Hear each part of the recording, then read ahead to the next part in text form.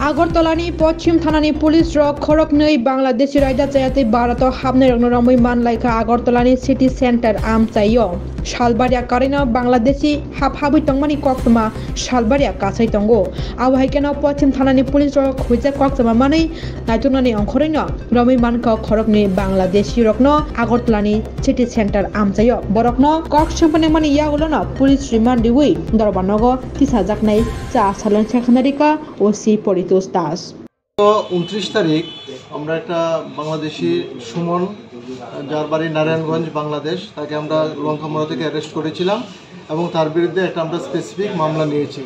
যার নম্বর 103/2024 under section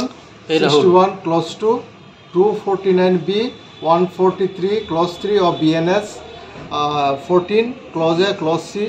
foreigner act and 3 of passport অ্যাক্টে আমরা একটা মামলা নিয়েছি এবং সুমনকে আমরা আদালতে প্রেরণ করে পুলিশ রিমান্ডে এনে জিজ্ঞাসাবাদে আমরা আরও কিছু নাম পেয়েছি রফিক শেখ এবং আজিম উদ্দিন তারা দুজনকে গতকালকে আমরা সিটি সেন্টার এলাকা থেকে অ্যারেস্ট করি তার বক্তব্য অনুযায়ী তারা কিছুদিন আগে বাংলাদেশ থেকে অবৈধভাবে ভারতে প্রবেশ করেছিল সোনামুড়া দিয়ে এবং আগরতলা তার আশপাশ এলাকাতেই তারা ছিল এবং গতকালকে তাদের রিমান্ডের এপি সুমনের বক্তব্য অনুযায়ী কনফেশনাল স্টেটমেন্ট অনুযায়ী আমরা দুজনকে অ্যারেস্ট করেছি এবং আজকে তাদেরকে আমরা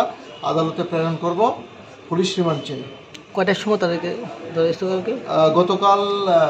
3টার দিকে তাদেরকে আমরা তাদের কাছ থেকে কিছু উদ্ধার করা গেছে তাদের কাছ থেকে আমরা কিছু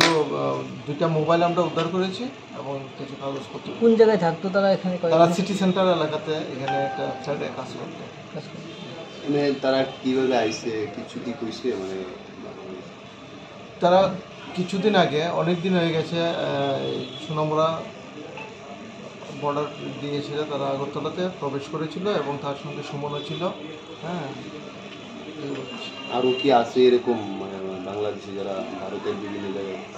এখন তাদেরকে পুলিশ রিমান্ডে জিজ্ঞাসাবাদ করলে আরও বাকি তথ্য আমরা পাবো বলে আশা করছি।